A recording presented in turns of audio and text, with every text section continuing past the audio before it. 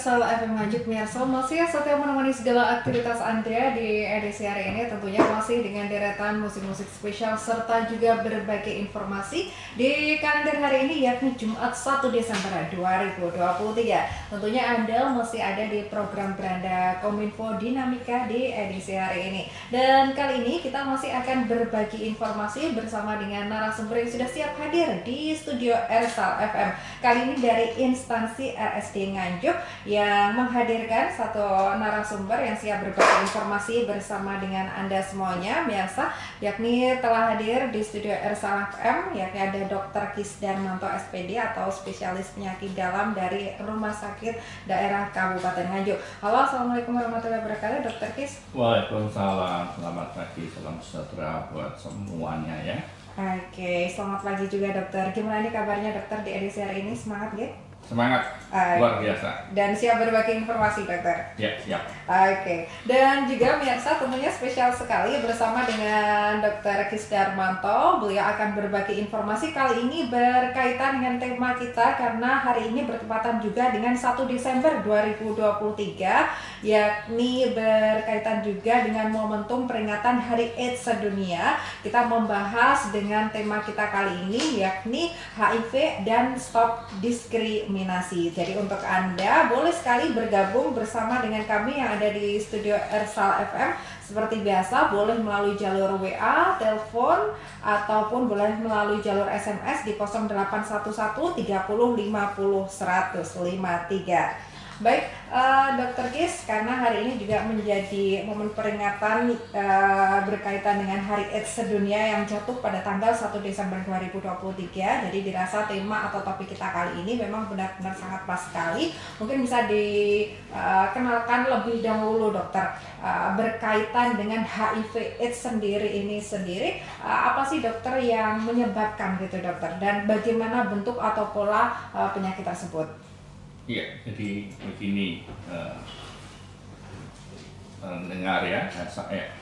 Jadi penyakit HIV semua pasti sudah banyak mendapat informasi. Jadi adalah satu penyakit yang terinfeksi oleh virus, namanya juga HIV. Okay. Kita dipakai nama penyakitnya karena nama virusnya adalah HIV, itu Human Immunodeficiency Virus.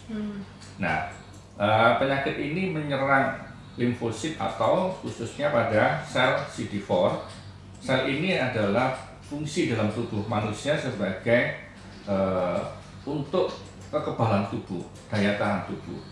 Nah, semakin banyak sel yang diinfeksi oleh HIV dan dihancurkan, maka lama-kelamaan orang yang terinfeksi ini kekebalannya menurun dan rentan terserang infeksi penyakit yang lain. Sampai pada satu titik di mana dia tidak mampu untuk melawan infeksi yang masuk, infeksi sekunder ya. Nah, ini disebut dengan AIDS. Ya, kita pernah dengar juga istilah AIDS. Nah, ini singkatan dari Acquired Immunodeficiency Syndrome. Jadi suatu sindroma kelemahan dari sistem kekebalan yang didapat.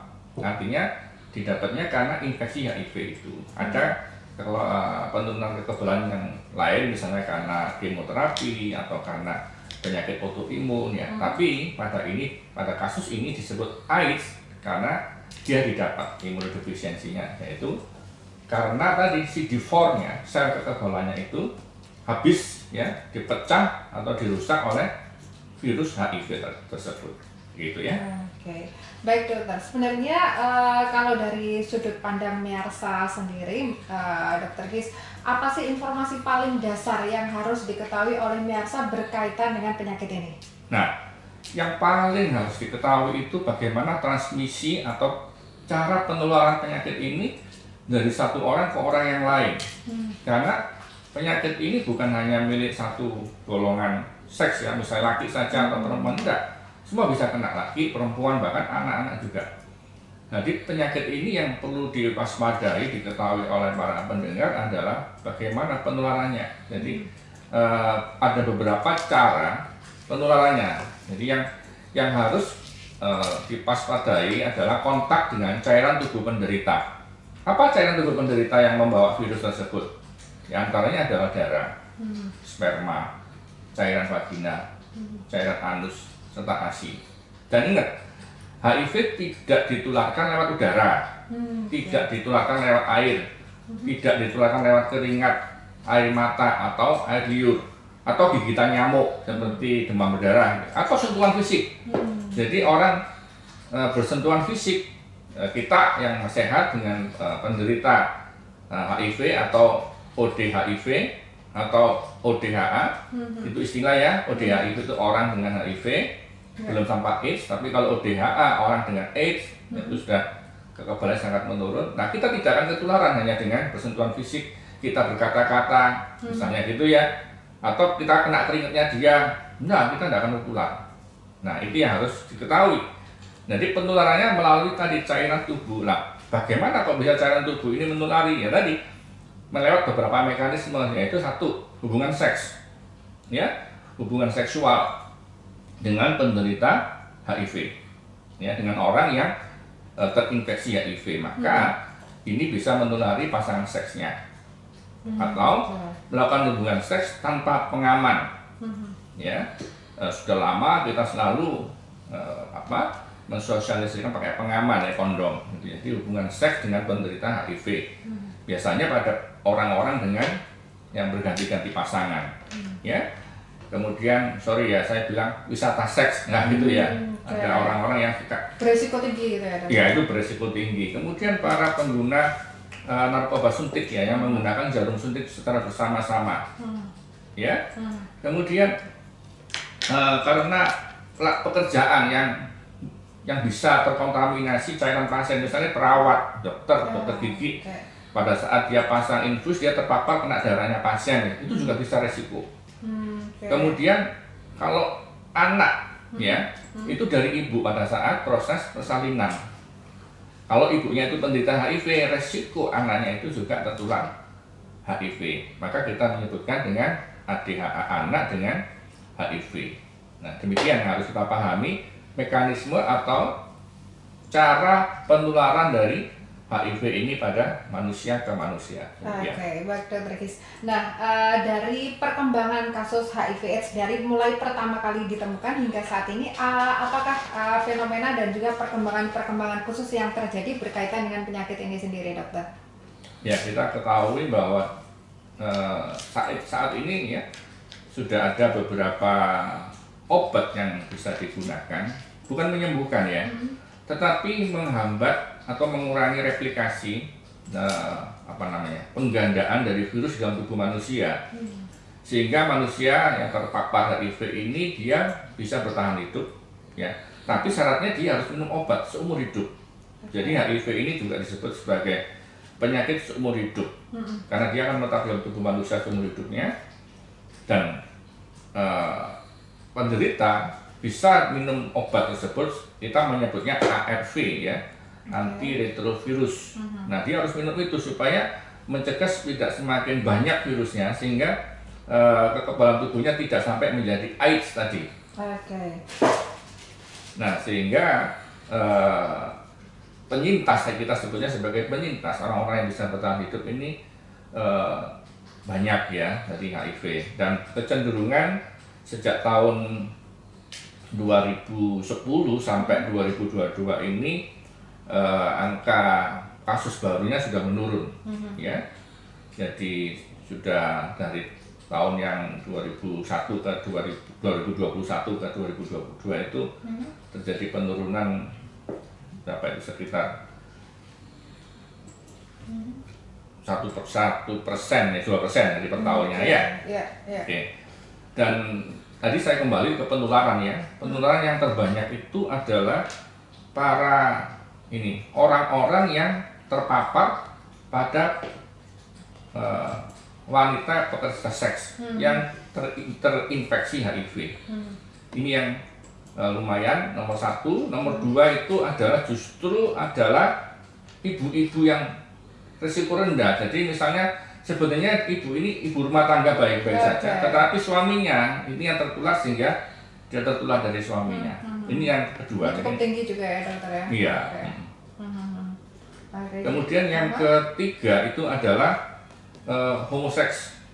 Jadi lelaki seks dengan lelaki ya. itu juga lumayan tinggi karena kecenderungannya mereka ini berganti-ganti pasangan, gitu ya. Yang lainnya ada banyak ya, adalah transgender dan sebagainya, gitu ya. Ya, jadi kalau melihat dari 3 besar data yang sudah disebutkan oleh Dokter Kis ini sendiri, boleh dibilang ya dokter, penularan tertinggi ini memang masih berkaitan dengan berganti-ganti pasangan tadi ya dokter ya? Iya, jadi berganti-ganti pasangan. Nanti terpapar pada orang yang mengidap HIV.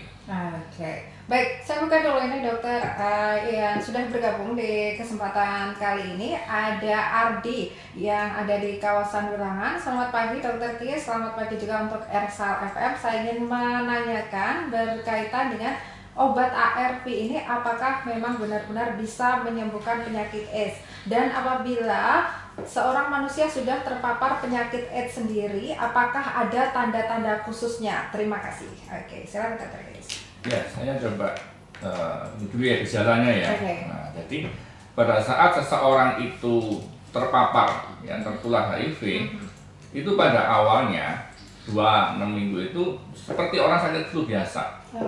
Ya, tetapi setelah itu sembuh, biasanya dia nggak ada gejala. Jadi hanya bersin, pilek atau seperti itu? Ya, itu masa inkubasi namanya ya. Setelah itu setelah itu lewat, gejalanya hilang, dia nggak punya keluhan sampai beberapa tahun. Itu namanya periode jendela. Sampai beberapa tahun, paling lama itu bisa sampai 8 tahun pernah dilaporkan. Setelah itu baru muncul karena sel CD4-nya tadi mulai menurun, mulai ada muncul keluhan, misalnya diare nggak sembuh-sembuh, muncul sariawan di sekitar daerah mulutnya, rongga mulutnya, di lidahnya nggak sembuh-sembuh, makin banyak. Ya, kemudian berat badannya tambah turun, demam nggak turun-turun. Nah, itu gejala-gejala sudah mengarah kepada AIDS, karena CD4-nya sudah rendah, biasanya di bawah 300. Ya, nah makanya sebenarnya pada orang-orang yang beresiko, ya beresiko tinggi terinfeksi HIV, lakukanlah pemeriksaan screening namanya, ya. Jadi nggak usah takut, justru tahu gejala lebih awal bisa langsung diterapi. Nah, ini masuk kepada terapi tadi. Tidak ada obat atau ARV itu yang menyembuhkan, tidak. Tetapi dia membunuh atau menghambat replikasi virus sehingga tidak makin banyak virusnya di dalam tubuhnya, sehingga CD4-nya bisa dipertahankan atau daya tahan tubuhnya bisa dipertahankan, dia bisa berumur panjang. Tapi dia harus terus minum obat ARV tadi. Jadi memang tidak benar-benar bisa menyembuhkan. Dan apakah ketika seseorang ini sudah rutin meminum obat tersebut, ARV tadi, apakah masih punya resiko untuk penularannya atau seperti apa dokter? Ya, tetap menular. Jadi tetap menular, seks aman. Jadi misalnya kalau dia dengan punya pasangan yang masih belum tertular, ya harus seks aman, ya pakai kondom gitu ya. Dari kasus yang baru di RSUD Nganjuk ya, saya berbicara dengan data dari RSUD Nganjuk, kasus baru orang dengan HIV tahun 2007 sampai sekarang itu ada 1.320, ya, di mana laki-laki lebih banyak, ya, sekitar 724, perempuan dengan 597. Nah, yang mendapatkan ARV, ya, itu sekitar 362 pada orang dengan HIV. ODHIV, bukan ODHA ya. Nah, yang drop out-nya ini yang juga tinggi ya. Jadi artinya tidak konsisten untuk meminum obat tersebut. Nah, ini tidak setia atau tidak mau meneruskan meminum ARV-nya. Nah, ini yang berisiko. Jadi melalui radio ini juga saya berharap teman-teman penyintas, ya, teman-teman penderita ODHIV atau bahkan ODHA, jangan berhentilah, ya, tetap jangan putus asa, tetap bersemangat minum ARV. Bukan sembuh, enggak, Anda bisa panjang umur, Anda bisa bertemu dengan anak cucu. Ya, karena umur pun adalah miliknya Tuhan, miliknya Allah, ya, miliknya Allah. Nah, tapi Anda harus berusaha, harus bersemangat untuk tetap minum ARV. Jangan malu, jangan merasa juga dikucilkan, ya. Demikian dengan teman-teman yang lain yang tidak menderita HIV, jangan dikucilkan mereka. kasih semangat mereka untuk bisa bertahan hidup. Karena masih ini masih banyak juga ya dokter yang tidak konsen atau drop out tadi saat ditemukan kasus tersebut. Baik, saya lanjutkan lagi untuk yang sudah bergabung di kesempatan kali ini. Ada Ibu Sri yang ada di kawasan Cerangkringan. Selamat pagi dokter, saya ingin menanyakan berkaitan dengan HIV/AIDS, apakah tanda-tanda yang paling vital, apakah berkaitan juga dengan berganti-ganti pasangan dan narkoba sendiri, penularannya seperti apa? Terima kasih. Ya, seperti dipaparkan di depan tadi, jadi penularannya adalah lewat hubungan seks yang berganti-ganti pasangan, karena penularannya adalah lewat cairan vagina atau cairan anus kalau misalnya seks anal, ya. Kemudian kalau narkoba ya berganti-ganti dengan jarum suntik, di mana jarum suntik tersebut terpapar dengan darah. Nah, kalau itu terpapar pada penderita HIV, maka bisa menulari yang lainnya. Jadi itu ya. Jadi bisa dipahami untuk Ibu Sri, untuk tanda-tanda vitalnya sendiri seperti apa sih dokter jika sudah terkena penyakit ini? Ya tadi, jadi kalau awalnya misalnya curiga pasangannya itu penderita HIV, awalnya mungkin hanya adem panas, ya biasa gitu, adem panas kayak orang flu ya, seperti orang sakit flu gitu. Nanti dikasih obat flu, udah sembuh. Setelah itu nggak ada keluhan, sampai beberapa tahun muncul lagi karena CD4-nya mulai berkurang, karena daya tahan tubuhnya mulai lemah. Nah, mulai muncul apa yang kena, infeksi ususnya, diare, tapi nggak sembuh-sembuh, berat badannya makin menurun, atau sariawan kena jamur di mulutnya, putih-putih semua, lumpangan ya, orang Jawa ngomong lumpangan nggak sembuh-sembuh, atau demam nggak sembuh-sembuh, dikasih paracetamol turun, panas lagi nggak sembuh-sembuh sampai lebih dari 2 minggu. Nah, nanti kalau kita periksa ke laboratorium, biasanya kita cek dulu yang umum dulu ya. Jadi kita tidak mengarah ke HIV, biasanya kadar sel namanya limfositnya mulai turun. Nah, kalau sudah limfosit turun dengan keluhan seperti tadi saya sampaikan, maka ada kecurigaan HIV. Tapi ketika dalam masa periode jendela tersebut, ketika dia melakukan tes, ini apakah sudah menunjukkan hasil yang positif, dokter? Iya. Jadi sebelum ada keluhan pun, kalau ada kecurigaan, makanya saya sampaikan di depan, pada orang-orang yang berisiko tinggi, ada screening, ya pemeriksaan awal. Itu ada. Jadi pakai pemeriksaan dari darahnya itu, kita bisa tahu ini sudah mulai terinfeksi. Nah, kalau sudah seperti ini, nah sudah, pasangannya harus hati-hati, kemudian dia pun harus sudah kita cek sudah mulai harus diberikan ARV atau belum gitu ya. ARV para pendengar nggak usah takut biaya untuk ARV diberikan gratis ya, dari pemerintah diberikan gratis, tis gitu ya, nggak ada tambah ya. Jadi masyarakat jangan takut untuk memeriksakan diri, sekaligus juga apabila memang ada yang positif, ini bisa segera berkonsultasi ke pihak medis, karena ini juga disediakan ARV gratis untuk warga masyarakat Kabupaten Nganjuk. Baik, selanjutnya dokter, ini yang bergabung di edisi hari ini ada yang punya nomor belakang 055, ada Anggi di kawasan Tanjung Anom. Saya ingin menanyakan dokter berkaitan dengan HIV/AIDS ini, bedanya sama penyakit autoimun itu gimana sih? Terima kasih. Ya, jadi beda ya. Kalau namanya penyakit HIV itu tertular. Jadi ada agent dari luar, ya, jadi virus, ya, mikroorganisme virus, agent dari luar yang masuk ke dalam tubuh orang tersebut, menyebabkan namanya penyakit HIV, orang yang tertular HIV. Kalau sudah sampai parah dengan daya tahan tubuh yang sudah sangat lemah, disebut AIDS, ya, acquired immune deficiency ya, syndrome. Nah, autoimun itu tidak ada agent atau mikroorganisme dari luar, daya tahan tubuhnya sendiri, imunnya sendiri yang bermasalah, dia menyerang tubuhnya sendiri. Nah, itu disebut autoimun, begitu ya. Meskipun sama-sama menyerang imunitas tubuh itu tadi ya dokter ya. Iya, jadi gini, autoimun itu tidak secara keseluruhan, bukan secara keseluruhan ke tubuhnya, tetapi spesifik. Misalnya penderita dengan autoimun yang menyerang sel darah merahnya, maka dia cenderungnya anemi berulang dengan tubuh yang kuning, atau autoimunnya menyerang kepada sendi-sendi, misalnya jadi rematik, ya rematik autoimun, ya namanya RA. Jadi autoimun itu tidak spesifik atau tidak secara menyerang semua organ tubuh, tidak. Ada apa yang kena. Kalau HIV spesifik, dia mengenal pada CD4 tadi, sel limfosit CD4 tadi yang diserang, sehingga munculnya apa? Daya tahan tubuhnya lemah. Nah, orang meninggal dengan HIV bukan karena HIV-nya, tapi karena tadi sistem kekebalan tubuhnya yang rendah, dia tertular penyakit sekunder ini yang banyak meninggal. Misalnya kena radang, paru-parunya, TBC yang paling banyak. Hari-hari ini juga meningkat orang HIV dengan TBC. Kemudian kena sifilis. Kemudian kena apa lagi? Hepatitis B, hepatitis C. Nah, jadi terjadi karena dia nggak punya kekebalan untuk bisa melawan penyakit yang baru tersebut, sekunder tadi.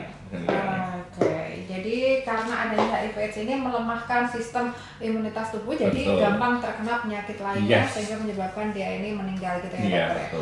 Baik, pemirsa, di kesempatan kali ini tentunya seru sekali perbincangan kita bersama dengan Dr. Kis Darmanto berkaitan dengan tema kita hari ini, yakni mengenal lebih dekat HIV/AIDS dan berkaitan dengan stop diskriminasi HIV/AIDS. Tentunya Anda masih boleh sekali bergabung bersama kami yang ada di studio. Kami akan kembali sesaat lagi.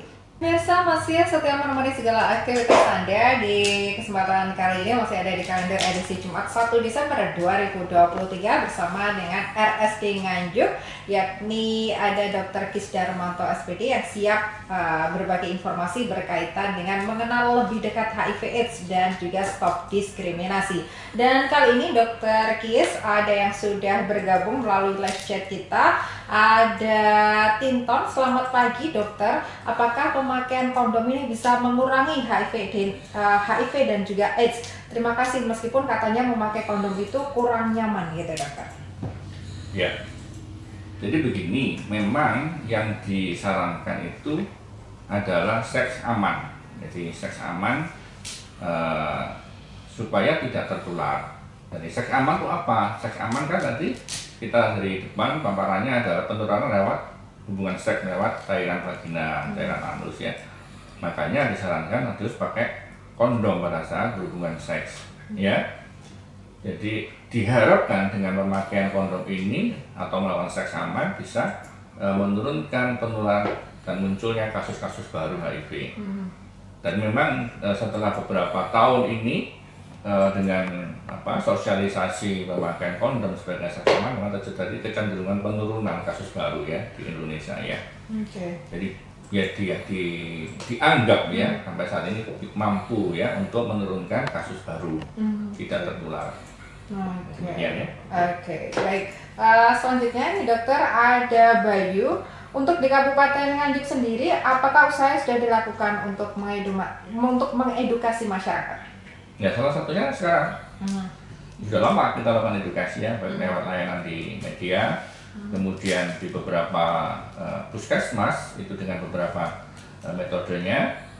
Ya, jadi sudah dilakukan edukasi kepada para masyarakat yang ada di Kabupaten Nganjuk ini ya.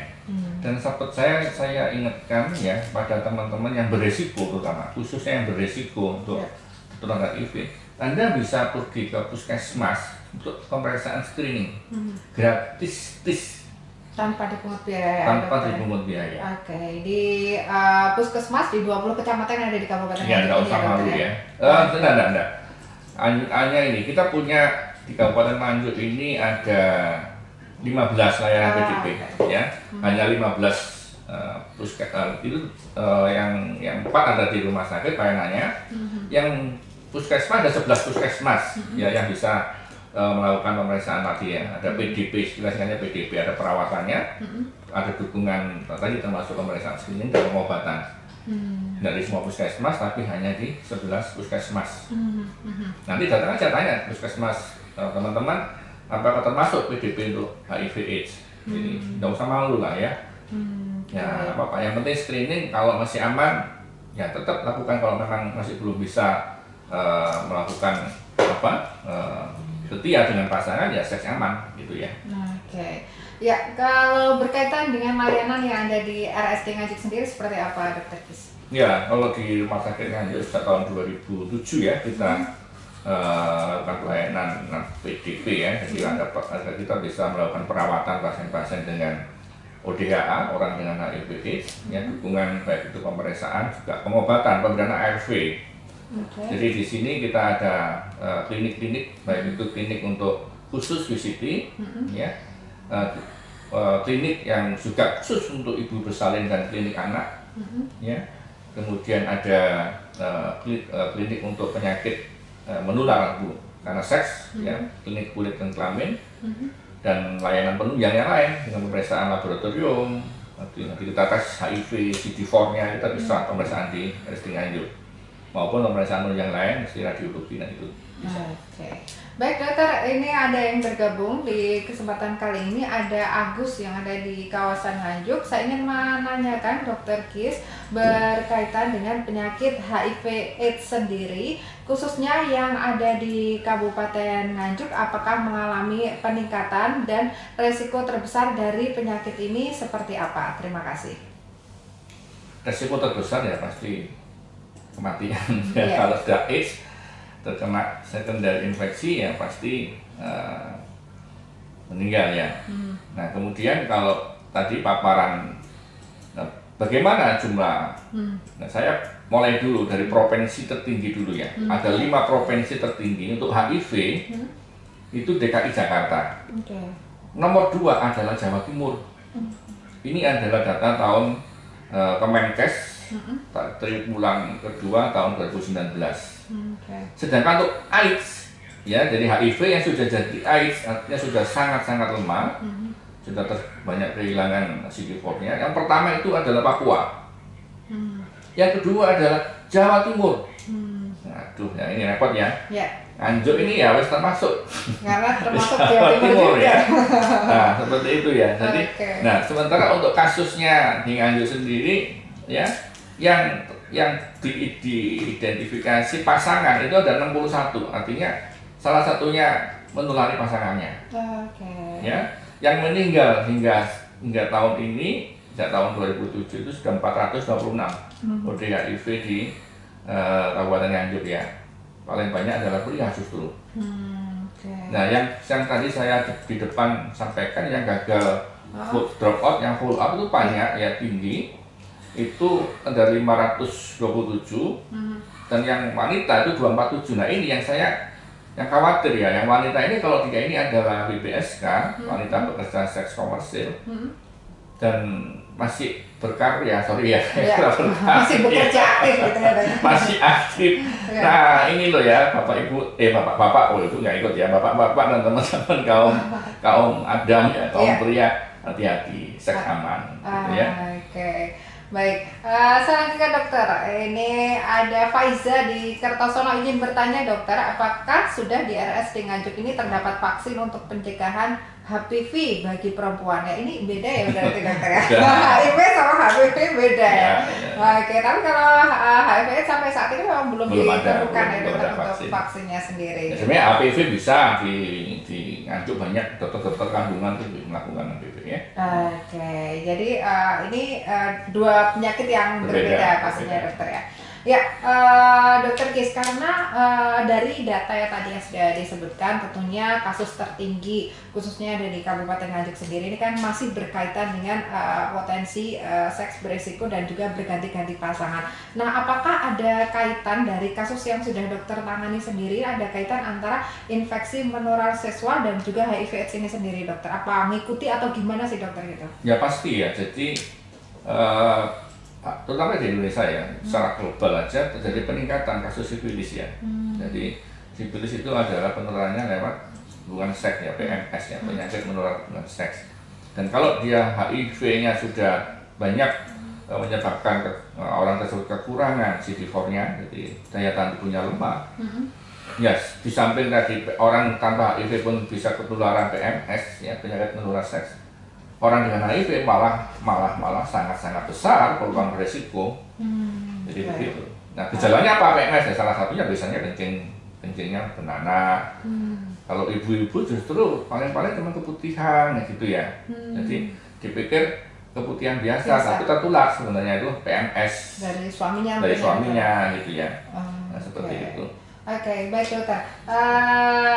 Kalau dari sudut pandang ini seorang penderita HIV/AIDS sendiri ini, apa sih dokter yang pertama kali harus dilakukan ketika mengetahui dirinya positif HIV/AIDS, kemudian dari sudut pandang masyarakat sendiri atau mungkin keluarga terdekat, apabila ada yang keluarga terdekat ini ternyata positif HIV/AIDS, ini apa sih yang dilakukan gitu dokter? Ya mungkin kalau dari sudut pandang penderitanya ya atau penderita ODHIV sendiri, manusiawi ya kalau awalnya itu ada rasa malu gitu ya, karena orang kan mesti lihat wah ini tertular dari siapa gitu ya. Tapi demikian juga dari pihak keluarga, kemudian masyarakat ya, sudut pandang masyarakat. Ada beberapa komunitas-komunitas yang mungkin juga memandang rendah gitu ya, memandang ini karena hidupnya nggak benar misalnya gitu ya, sehingga kena penyakit seperti ini. Seperti aib gitu ya. Ya, jadi sebenarnya sudahlah kita nggak usah lah seperti itu.